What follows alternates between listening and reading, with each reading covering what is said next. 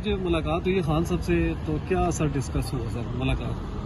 खान साहब से ये हमारी रूटीन की मुलाकात थी। ट्यूसडे को हम वकला आते हैं, तो आज हम 6 वकील मिले थे और खान साहब से मुलाकात हुई है। आधे घंटे की मुलाकात हुई। आज फैमिली की भी मुलाकात हुई और खान साहब को मैंने बताया है जो मुज़ाकरात शुरू हुए। खान साहब ने कहा ठीक है, अच्छी बात है, मुज़ाकरात हो रहे हैं, लेकिन एक टाइम फ्रेम होना चाहिए। उस टाइम फ्रेम के अंदर अंदर इसमें कोई पेशरफ्त होनी चाहिए, यही बेहतर है।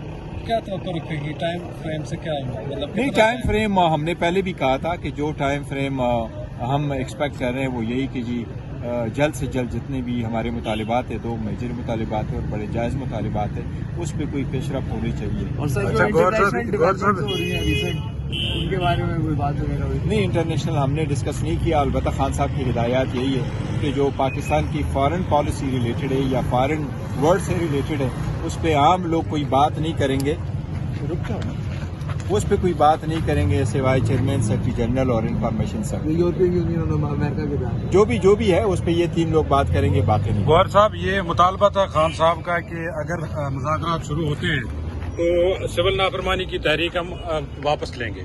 इस पे कोई बात नहीं, इस पे बात नहीं हुई। तो खान साहब की वो है, उस पे बात नहीं हुई है। जो भी बात हमने की है वो बेसिकली वो मुज़ाकरात रिलेटेड है। हमारी कोशिश है, कल भी मुतालबा किया था हुकूमत से भी, कमेटी में भी हमारे मेंबरान साहब गए थे, 3 मेंबर साहब गए थे हमारे, और बाकी जो 4 थे उनकी अवेलेबिलिटी नहीं थी। हामिद खान साहब बांग्लादेश में थे, उमर अयूब साहब जो है वो अपने केसेस में के सिलसिले में थे पेशावर हाई कोर्ट में, और सलमान राजा साहब भी थे।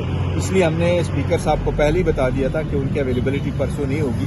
अगर आज मुलाकात हो जाए तो फिर आज के लिए हुकूमती जो नुमाइंदगान थे उनकी वहाँ अवेलेबिलिटी नहीं थी, तो इसलिए इनफॉर्मल सी मीटिंग शुरू होनी थी, तो इसलिए हमने वो अगले दौर के लिए क्या चीजें? अगले दौर के लिए देखो, हम अपना इंशाल्लाह चार्टर ऑफ डिमांड जो हमारे मुतालिबात है वो रखेंगे हुकूमत के सामने, कमेटी के सामने हम उनको रखेंगे और इस पे आगे की बढ़ेंगे। लेकिन इससे पहले हमारी कोशिश है कि खान साहब के साथ मुलाकात हो जाए जो निगोसिएशन कमेटी है। आप कमेटी में क्यों नहीं है मुज़ाकरात की कमेटी? नहीं, देखे ये कमेटी खान साहब ने बनाई है, इसमें हमारे बाकी भी साथी नहीं है, लेकिन पीछे से और काम है हमारे। बतौर चेयरमैन आप पुरुमीद हैं जो मुज़ाकरात का सिलसिला शुरू हुआ है? देखिए मैं ये समझता हूँ कि बड़े अरसा की जब आपके इख्तिलाफात रहो और पाकिस्तान की सियासत जैसी जगह में आप इन्वॉल्व हो तो सम टाइम तो, लेकिन पुरुमीद तो है और पुरुमीद होने चाहिए। कोशिश करनी चाहिए कि अब एक सारे मसाइल का एक हल जरूर निकल आए। साहब, आप पुरुमीद हैं कि अदालती फैसले के बरअक्स आपका जो मुतालबा है इमरान खान की रही का हुकूमत वो मान जाएगी?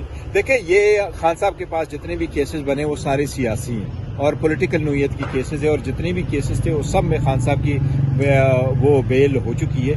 एक ही अभी केस था जो 3 या 4 तारीख को उन्होंने अभी अनाउंस करना है, वो वाली जो अभी केस बाकी है। लेकिन हमें उम्मीद है कि अगर ये कोर्टों में जाएंगे और फेयर ट्रायल हमारा होगा तो इंशाल्लाह उसमें भी खान साहब की बरियत भी होगी और उसमें बेल भी मिलेगी। पूरे मुल्क की नजरें इस मुज़ाकराती सिलसिले पर थी, लेकिन जब ये मुज़ाकरात शुरू हुए तो जो आपने कमेटी तश्कील दी थी खान साहब ने, उसमें से सिर्फ 3 लोग ऐसे आए, 2 तो ऐसे इरेलीवेंट है।